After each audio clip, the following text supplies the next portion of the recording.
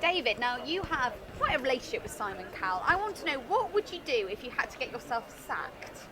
Well, I think I've already done it. I mean, it's interesting, isn't it?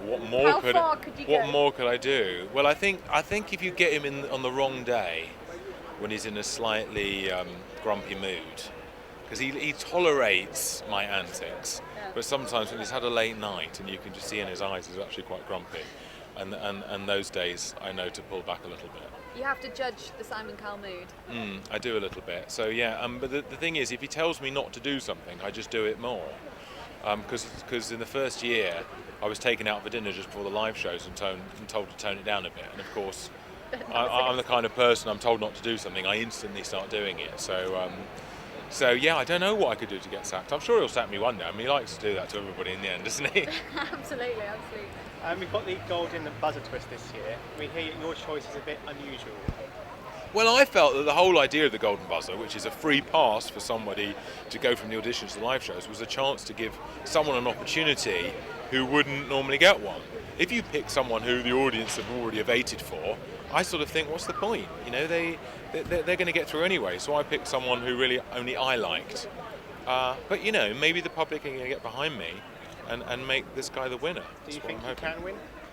I think he can if the public really want to upset Simon and get behind me, then yeah. Was Simon behind your choice? No, he wasn't. The thing was, they were all trying to press my buzzer, because I was the only person of all the judges who hadn't pressed my buzzer. So I liked this act, and they all hated him, and in the end, I had to resort to the Golden Buzzer. That's all I had left.